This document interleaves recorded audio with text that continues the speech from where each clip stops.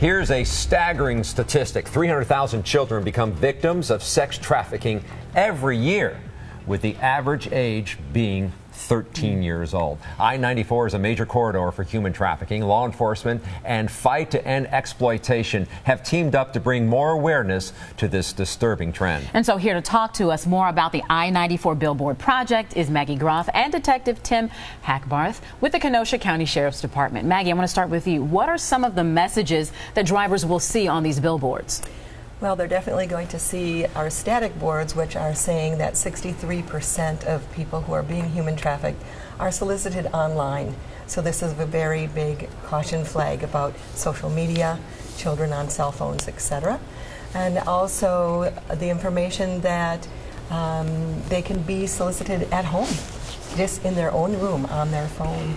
Another one is that information for people maybe that are labor trafficked as well, their information, their documentation is kept. And also that people who are being sex trafficked are actually sometimes lured in by a boyfriend or by an older family member. Yeah, or someone they may have known or reached out to. So, Detective, give me your concern about this I-94 corridor. Well, it's a big connecting point between some pretty large cities. If you go real close by, you're talking Milwaukee and Chicago. Then you start extending that. Some people go up into Minnesota, into Detroit.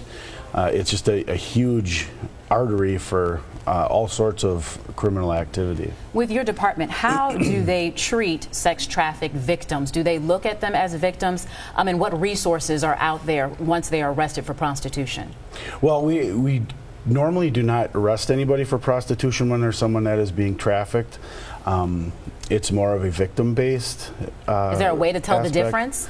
A lot of it takes a lot of conversation, a lot of talking, because not a lot of people like talking about things like this, and especially if it's against your will, it's even harder. And then there's the physical and emotional abuse that you have to break through to get them to talk. So it takes a lot of work, but you can get through to them. Maggie, how do you sort of get that dialogue going? How do you help people who are in this situation? Well, it generally takes an advocate who can really understand what they're doing. So that's where Fight to End Exploitation works, especially with the Racine Police Department. We have advocates that go with them. And so when there is an operation, the victims are taken aside by the advocates and their physical needs are met. Are they hungry? Are they cold? And then it will take time for them to maybe or maybe not relax and share information so that we can get them immediate as well as long-term help. Have you seen a push in the Kenosha-Racine area to really tackle this issue beyond the billboards? Absolutely.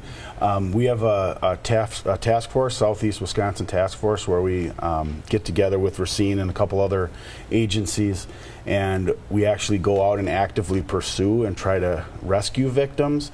And also lately we've had a lot of the guys and girls on the roadway doing traffic stops, and they're really taking a deeper look into traffic stops where things may not mesh, stories may not come together, people aren't related to each other, and there's no explanations behind that. You were also interviewed during one of the stories that we did earlier in the week about some of the warning signs. What do you say to parents, especially when we just had that statistic that the average age is 13 years old that a child can be introduced into sex trafficking?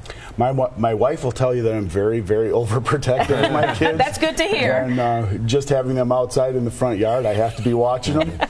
But the big thing is just knowing people, keeping the lines of communication open with your kids, not necessarily saying that you have to be their friends, but making sure you know who their friends are, what they're doing online, what kind of activities they're involved in, because like she was saying, it's something that can happen right in your living room while you're sitting there. What's been the response from the billboards, Maggie? It's been a really good response. We've been putting up the billboards as well as posters in local organizations, restaurants, truck stops. We're reaching out to hotels. People are pretty much what we usually expect. They're shocked. I can't believe this is happening here. Are you sure this is here? and they want to know more. What do I look for? How do I protect my children? And what does a trafficking victim look like? How would I see that? And that's the whole purpose of the billboards and the awareness campaign, is so that people realize they can help in finding these different situations and reporting that to law enforcement. Team effort critical here, Detective? Absolutely. Absolutely. It takes a huge team effort. And just the training that we're starting to get. I spent 14 years on the road and never once thought about this kind of stuff.